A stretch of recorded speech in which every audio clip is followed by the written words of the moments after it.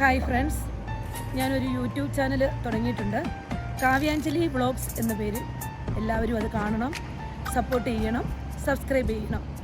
ഞാനിപ്പോൾ നിൽക്കുന്നത് വണ്ടൻമേടിന് സമീപമാണ്. ഇടുക്കി ജില്ലയിൽ വണ്ടൻമേട്ടിലെ ആമയാറ്റിൽ ദക്ഷിണേന്ത്യയിലെ ഏറ്റവും വലിയ ഗണപതി ശില്പത്തിന് മുൻപിലാണ് നിൽക്കുന്നത്. ഇതിന് 38 അടിയോളം ഉയരമുണ്ട്. 6 വർഷം കൊണ്ടാണ് ഇതിൻ്റെ പണി പൂർത്തിയാക്കുവാനായിട്ട് സാധിച്ചത്.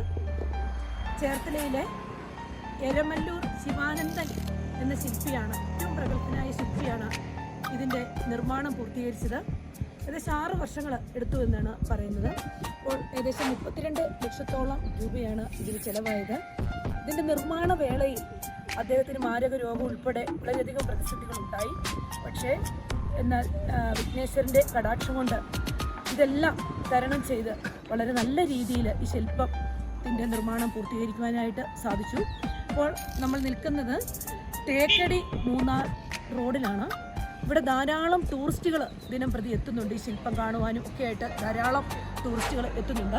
അപ്പോൾ ഇവിടെ നിന്ന് തമിഴ്നാട്ടിലേക്ക് എത്തണമെങ്കിൽ കമ്പംമെട്ട്, തമിഴ്നാടിൻ്റെ ബോർഡറായ കമ്പംമെട്ടിലെത്താൻ 12 കിലോമീറ്റർ മാത്രമേ ഉള്ളൂ. ഏകദേശം 20 കിലോമീറ്റർ താഴെ ഉള്ളൂ രാമക്കൽമേട്ടിലെത്താൻ.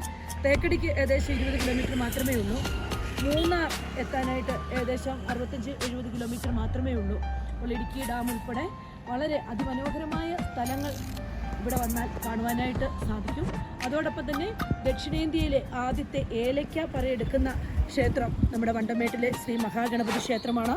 ആ ക്ഷേത്രത്തിന് കീഴിലാണ് ഈ ശില്പം നിർമ്മിച്ചിരിക്കുന്നത്. അപ്പോൾ എല്ലാവരും വരണം.